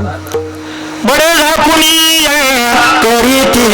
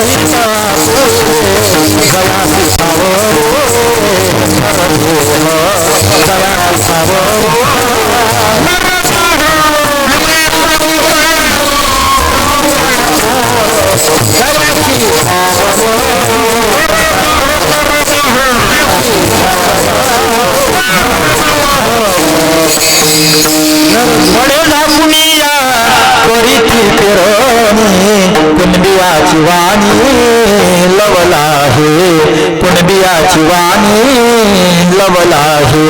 तया परी करी सहिता फुले, तया परी करी सहिता फुले, तया परी करी सहिता फुले, जयासी ठावो नरदेह. मुळे कुणिया करीची पेरणी कुणबियाची वाणी लवला आहे. खरा कुणबी शेतकरी तो आहे जो घरातला पेरणीला पेरणीकडे लक्ष देतो. मुहूर्तावर जर पेरणी झाली नाही तर हातात काही येत नाही.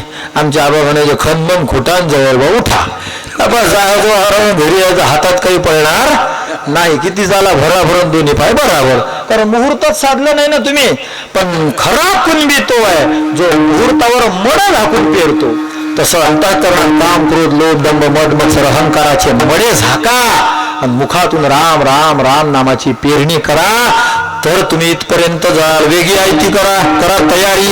अशी रात्रंदिवस भगवंताचं त्या नवरीची देहाची तयारी करा. मग देह म्हणजे नवरी, त्याची तयारी करायची. हो, कशासाठी? काय नवरदेवच गेला, मी घटस्फोट झाला, मला नवरीला काढून द्यावं लागेल ना. हो, मग द्या ना काढून. पण माझा आबू चांगले माणसं आहे, असं लाथा मारून थोडी काढून देता येईल. मग कसं काढून द्यायचं त्या नवरीला?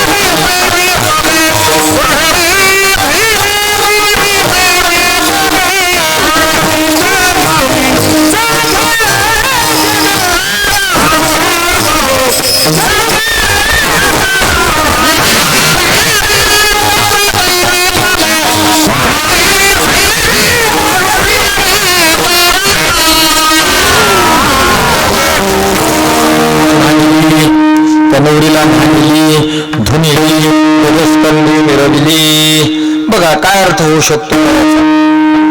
गेले चौघ जण तिला घेऊन गेले. भांडली, धुतली आणि हत्तीच्या मस्तकावर मिरवली.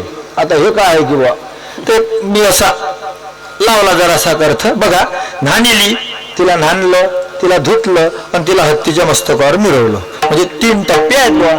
म्हणजे काय आहे असं? न्हाणली म्हणजे मळच काढला ना तिचा. तर आपल्या अंतःकरणात 3 दोष असतात: मल, विक्षेप, आवरण. 3 दोष आहेत. निष्काम कर्म केलं की मळ जातो, निष्काम कर्मानं न्हाणली. निष्काम उपासना केली की विक्षेप जातो, निष्काम उपासनेनं धुतली आणि ज्ञानाचा पाऊस पाडला म्हणजे तिला ज्ञान करून दिलं, आवरण निवृत्ती केली आणि आवरण निवृत्ती झाली की आत्मसाक्षात्कार होतो. आणि ज्याला आत्मसाक्षात्कार झाला तो हत्तीच्या मस्तकावर गजस्कंदी मिरविली. हत्तीच्या मस्तकावर आत्मसाक्षात्कारामुळे तिला मिरवलं. आत्मसाक्षात्कार झाला म्हणजे तो मिरवणुकीस पात्र झाला. त्याला आत्मसाक्षात्कार झाल्यामुळे गजस्कंदी मिरवली. मध्ये काय केलं याला तसही किंमत नाही. तुम्ही शेवट किती गोड करता याला किंमत आहे ना.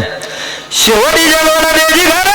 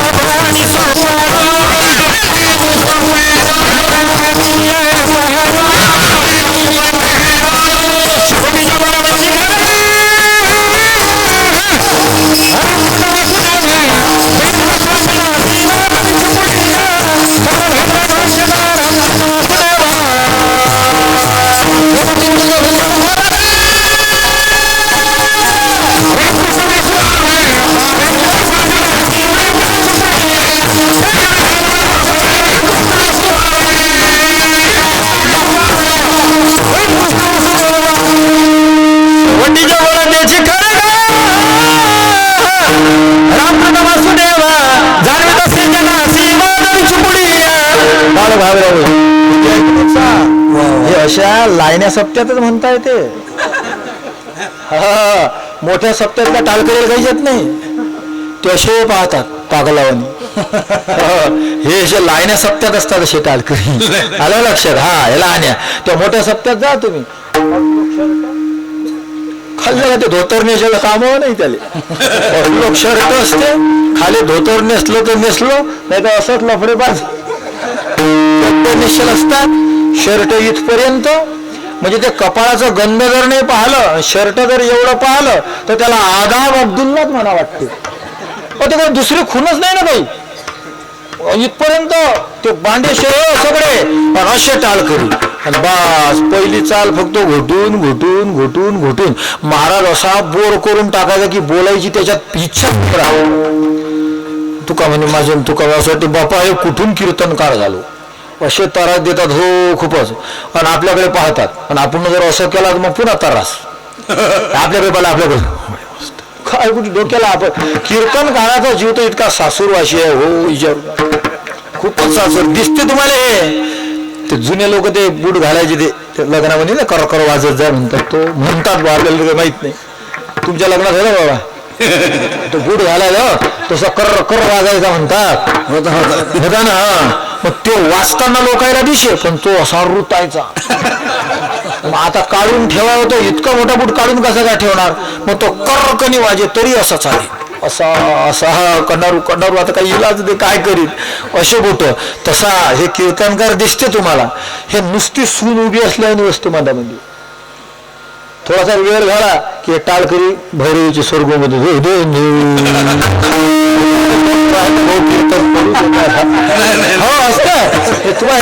आमचे टाळकरी नाही करणार आहे, लहान मोठ्या टाळकरी असे मस्त भैरवीचे स्वर गुंतात.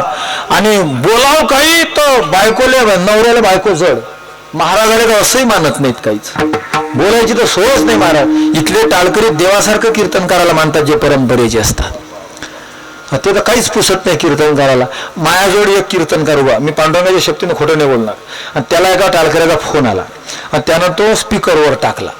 त्याला असं वाटलं की मला असं टाळकरीचे फोन येतात, बाबा तुम्ही कधी येता, असं तसं असं दाखवायचं त्याला. आणि आम्हाला काय आयोजकाचे फोन येतात, कुठपर्यंत मेले अभ्या, कुठपर्यंत आले, कुठपर्यंत आले. फक्त बस आता पुरुषोत्तम पाटला सकाळपासून फोन, दुसऱ्या कोणाचं काही घेणं नाही. इथं दुसरा कोणी आणून ठेवला असं लोकांना काही माहित नाही कोण पुरुषोत्तम महाराज आहे. मग त्याला टाळ करायचे फोन, मग त्यांना टाकला स्पीकरवर. सत्य घटना बाबा, स्पीकरवर. तो पुढचा टाळकरी काय वाटते त्याला, बाबा लवकर या ना जरा. हा हा येतो जरा लवकरच येणार आहे, जरा जेवायचं. हा माझ्या शायनिंग मारतो. तो टाळकरी काय म्हणते त्याला माहिती आहे का, लवकर येतो जरा, फसलो म्हणे गाडो, गाय छापच भेटत नाही म्हणे. इथं पांडुरंगाची महादेवाची शपथ घेऊन सांगतो, मी खोटं नाही बोल. माझ्या समोरची घटना. त्याला वाटलं ओळखेला आवाज त्यानं. तो टाळकरी काय सांगते या बाबाले, कोणत्या बाबाले, 50,000 वाला बाबा. त्याला तो टाळकरी सांगते येत असताना काय आणजा, गायछाप. इथून गाय ते दुसऱ्याचा म्हणे काही काही बुवा लय आणतात महागड्या, पण तुम्हाला तर माहित आहे आपलं गायछाप शिवाय जमत नाही, गायछाप आणा म्हणते. हे मोठ्या सप्त्यातले. आता मी म्हणलं ना शेवटीचे गोळतीचे खरे बा, असं जर म्हणलं असतं ना त्या मोठ्या सप्त्यामध्ये, त्या याच्याकडे माहीत दिला असता, ज्यानं त्याच्याकडे दिला असता, तो टाळ घेऊन तिकडे माहीत तसाच राहिला असता. एखाद्यानं अरे काय करणार रोज राहिला, बारे तू सांग तुला जमून नाही राहिलं म्हणून. हे आमच्या छोट्या लोकायलाच येते, हे आमच्या छोट्या लोकायलाच येते. विठाला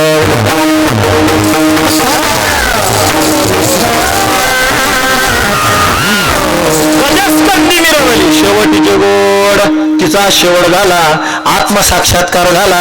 ज्याला आत्मसाक्षात्कार झाला त्याला हत्तीवर मिरवल्या जाते, म्हणजे हत्तीवर मिरवल्यासारखी त्याची लायकी होते. गजस्कंदी मिरवली. किती जणांनी नेली, मिरवीत गेली 4 जणी. 4 जणांनी नेली. 4 जण कोण, नेणारे 4च जण असतात ना. ते 4 जण कोण, विवेक, वैराग्य, समाधी, षटका आणि मुमुक्षुत्व हे साधन चतुष्टय आहे. हे 4 जण या देहाला मिथ्या होईपर्यंत मिरवतात, मिथ्या होईपर्यंत मिरवतात. बोळवीत गेली 4 जणी. म्हणजे का मग ते नवरी काढूनच दिली मग, है ना. हो दिली काढून. कुठे दिली काढून, साधं कोण येते. नवरीचा घटस्फोट झाला की ती कुठे जात असते, जिथून आली तिथं जात असते. चांगदेव महाराज म्हणतात मी ना सुद्धा ही नवरी जिथली आणली होती तिथं नेऊन दिली. जाशी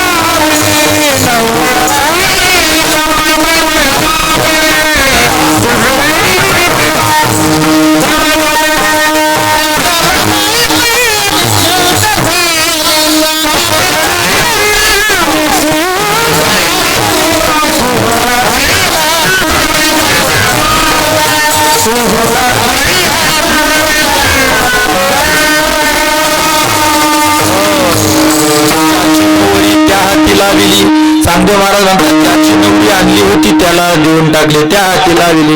कोणाची आणली होती नवरी? देह हा उसना आणला पाचाचा. 5 जणांपासून हा उसना आणला. शेखी शेवटी म्हणजे शेवटी ज्याचा त्याला देऊन टाकला. देह पाचाचा आणला. ही नवरी शरीर रूपी पंचभूताकडून आणली होती. साक्षात्कार झाल्यावर पुन्हा ज्याची त्याला देऊन टाकली. आता नवरी ज्याची त्याला देऊन टाकली. तुमची काय स्थिती आहे? आता असं लफडं होईल लग्न होतं, घरात करमत नव्हतं, घटस्फोट झाला, नवरदेव आत्मस्वरूपात विलीन झाला, नवरी माहेरी गेली, मग तुमचं काय झालं? चांगदेव महाराज बापा चांगा म्हणे आता निश्चिंत झाली. चांगदेव महाराज म्हणता हे नवरी जिथून आणली होती भाऊ पंचभूताकडून मिथ्यात्व बुद्धीने पुन्हा त्याची त्याला परत केली आणि आता मी मात्र निश्चिंत झाले. मला जसा अर्थ करता आला तसा मी करण्याचा प्रयत्न केला मंडळी. आता तुम्हाला आलाच तो समोर अभंग, त्याच्या पुढचा अभंग आहे. अंबुला विकावया हाटाशी नेला, मोल झाले तो पळून गेला. या अभंगामध्ये बायकोच्या मागं लागले चांगदेव महाराज, म्हणजे तिला मिथ्या केलं नवरीला. आणि पुढच्या अभंगात नवरदेवाच्या मागं लागतात. याच्या पुढचा जो अभंग आहे ना त्यात नवरदेवाची निंदा करता. नवरदेव म्हणजे चांगदेव महाराज म्हणतात मी माझा नवराच इकायला नेला.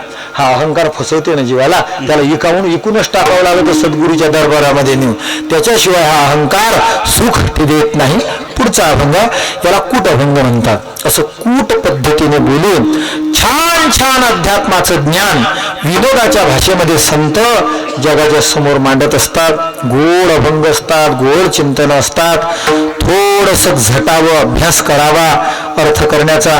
आता मी माझा अर्थ करण्याचा प्रयत्न केला, तुम्हाला नाही तुमचे अर्थ करता येतील, पण जे आमच्यासारख्याने केलेले आहे ते मन लावून ऐकावे, पाहावे, त्याचा आनंद लुटावा. पण कृपया कीर्तनाचं खच्चीकरण करू नका, कीर्तन खाली आणू नका. जर हा पकवाज आहे, आता यांच्या समोर असा ठेवला, ते उजव्या हातानं पुढीचं पान वाजवतात, डाव्या हातानं धूम वाजवतात आणि ते जर उलट करून त्यांच्या पुढे ठेवलं जमणारच नाही. ते त्याच्यासाठी नाहीच आहे, त्यांच्यासाठी तसं नाही. त्यांना देवाने असं रचलं की ते उजव्या हातानं चाटी वाजवू शकतात. तसं कीर्तन हे फक्त मनोमंथनासाठीच असते, हे मनोरंजनासाठी याची निर्मितीच नाही. तुम्ही जर हसत खेळत, मी हा नवीन एक मार्ग माझा काढला, मी सांगतो शास्त्रच, पण थोडा हसत खेळत सांगण्याचा प्रयत्न करतो. याचं कारण असं आहे, आम्ही जर हसत खेळत शास्त्र नाही सांगितलं तर गबाळे नुसतं हसवतात. शास्त्राचं तर त्यांच्याकडे, त्यांनाच तर शास्त्र शस्त्र वाटते, तर ते लोकांना काय सांगणार आहेत. त्यामुळे हा खूप भयंकर गोंधळ झाला. या युट्यूबनं रिकवर केले. निंदायला चालले होते सगळे, युट्यूबवर फेम आहेत की नाही बरेच जण, आता निंदायला चालले होते, निंदायला 200 रुपये रोजानं.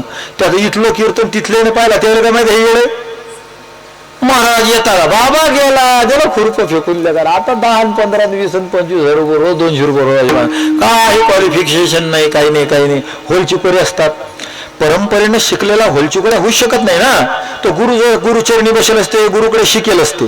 तर होलचिकोर विद्यालय आहे का विनोदाचं? कुठं नाहीये. आणि हे गबाळे ढोरं चारता टिंगल टवाळ्या करता वट्यावर बसल्या याच्या टिंगल टवाळ्या करता. टिंगल टवाळ्याची सवय आणि घरच्या घरी कीर्तनकार होईल असतात अर्ध्याच्या वरत. कोणता गुरु नाही त्यांना, काही नाही काही नाही. त्यांचा गुगल आणि युट्यूबच गुरु, दुसरं काही नाही त्यांना. कीर्तनात म्हणतात आमचे गुरु महाराज असे म्हणतात, गुरुचाच पत्ता नाही. गुरु महाराज काय म्हणून राहिले तुझे, घरच्या घरी बाबा होईल असे असतात. तर तुम्ही सुज्ञ लोक आहात, शहाणे लोक आहात. कधीही असे, जसं एखाद्या बाईनं तिच्या पोटात गर्भ आहे आणि ती जर म्हणत असेल नवऱ्याला मला पिक्चर पाहायला न्या, तर आलंही मनात तर म्हणायचं नाही, कारण ते बाळ खराब असं त्याचा अर्थ होते. तसं कीर्तनाची विकृती मनात येऊ नका देऊ कधी. जे अलोने महाराजांसारखे महात्मे तुमच्या पुढे ताटात वाढतील, मस्त त्याच्यावर बेत मारायचा. महाराजाला विनंती करायची, महाराज जरा सोप्या भाषेत सांगा, आम्हाला कळालं पाहिजे. कळवून देणं हे कीर्तनकाराचं काम आहे. पूर्वी नव्हतं, पूर्वी श्रोते ऐकून घ्यायचे. महाराजांना विचारा, आम्ही पंढरपुरामध्ये मी एकनाथ महाराजांना गाथा सांगायचो. कुठं? आपल्या गजानन मंदिरात. 2 वर्ष एकच अभंग सांगला होता, एकच अभंग प्रवचनाला. किती महिने सांगतो? नाही, 2 चतुर्मास, 4 महिने 4 महिने 8 महिने 200 प्रवचन एकाच अभंगावर आहेत. असे 2000 तास आमच्या विद्यार्थ्यांनी आमचं रेकॉर्डिंग केलेलं आहे. मग ते ऐकतो मी कधी कधी, तर ते ऐकल्यावर असं वाटतं योगेश महाराज हे ऐकणारे लोक जिथे असतील की नाही, अजून की मेले असतील बुवा. म्हणजे केवळ शास्त्र एके शास्त्र, शास्त्र गुणे शास्त्र. पण आता तसा समाज राहिला नाही. आज तुमच्या बुद्ध्या तशा राहिल्या नाही, थोड्या होत्या त्या अगौ कीर्तनकारांनी त्या संपुष्टात आणणं लावल्या, आता समाप्त करणं लावल्या. म्हणून मग मी थोडंसं हसत खेळत तोच विषय सांगण्याचा प्रयत्न करतो. तुझं महाराज याच्यात अधिक सांगितलं गेलं असतं का? बाप रे बाप, 2 लव मॅरेज, एक ज्ञानेश्वर महाराजनी सांगितलंय. पण ते ओळ्या सांगून बोर व्हायला जीव घेते तुमचा. कीर्तनाविषयी वृक्षच होणार. इच्छा द्वेष समुत्थेन द्वंद्व मोहेन भारत सर्वभूतानि सम्मोहम सर्गे यांती परंतप तरी त्याची आता थोडीशी गोटी सांगी जेल पर्येशी जै अहंकार तनुशी वालभ पडिले तर इच्छा ही कुमारी झाली तरी कामाची तारुण्य आली तेथ द्वेषेशी मांडली वर्हाडिक तया पोटी जन्मला. मग तो अहंकार, मग संपूर्ण वर्णन केलं ज्ञानोबारायांनी. आणि आमचे एकनाथ महाराज म्हणतात अविवेके देखा नवर केले अभिमाने कैसे लग्न लाविले गुणाची नोवरी अवगुणाचा नवरा सख्या सहोदरा लग्न केले पाचे सुरवाडी सासूरवाडीये अकल्पीचे शेजे निजलिये अंग संगे विन संतती झाली आब्रह्म कैशी तात्काळ व्याली बुद्धीचं अहंकाराचं प्रेम विवाह झाला आणि अंगसंग न करता कामक्रोधाची संतती जन्माला आली. याने संपूर्ण ब्रह्मांडाला व्यापलं. हे नाथ महाराजांचा अभंग आहे पूर्ण. आणि शेवटी नाथ महाराज म्हणतात एका जनार्दनीनं दिजे दुजे सुभानो पितामहाचा पिता सुभानो तेजे एका जनार्दनीनं दिजे दुजे सत्कर्म विवेकू पोटाशी आला त्याने जागविला कुलाव्याला. या लफड्याच्या कुटुंबाच्या पोटी सत्कर्म नावाचं लेकरू कधी येत नाही जन्माला, पण आलो तो विवेक जन्माला आला. आणि विवेकानं काय केलं? त्याने जागविला कुलाव्याला. या अख्ख्या जगताचा व्याला कोण आहे? परमात्मा. आणि त्या विवेकानं आपला व्याला त्या परमात्म्याला जाग केलं, घटस्फोट झाला आणि जीवाला शिव करून टाकलं. एकनाथ महाराज वर्णन करता. पण तो अभंग त्याचे चरण आणि अर्थ असं जर घासून घासून घेतलं असतं ना, तर तुम्ही ना मग मला असं तासून तासून घेतलं असतं. असं तुम्हाला करणं गरजेचं असते. म्हणून प्रत्येक कीर्तनकाराची जबाबदारी आहे की तुम्हाला समजायला पाहिजे, समजायला पाहिजे. श्रोत्यांना समजत नाही आणि कीर्तनकार उगा शायनिंग मारून आला याच्यात ते प्रकार आणि त्याच्यात ते प्रकार, हेही गणितात बसत नाही. कीर्तन श्रोत्यांसाठी आहे. कितीही विद्वान असेल तर यांच्या उपयोगी वक्ता पडला पाहिजे. असो थोडक्या वेळात जसं जमेल तसं चिंतन करण्याचा प्रयत्न केला. यदत्र सौष्ठवं किंचित तत्सर्वं मे गुरुवर मे नाही यदत्र असौष्ठवं किंचित तत्सर्वं मे गुरुवर नाही. बोललेले कुरुवेडे वापरू उत्तर करा क्षमा अपराध. महाराजातून सिद्ध झालेली सेवा भगवंताच्या चरणी अर्पण करतो आणि सेवेला पूर्णविराम देऊ. ज्ञानेश्वर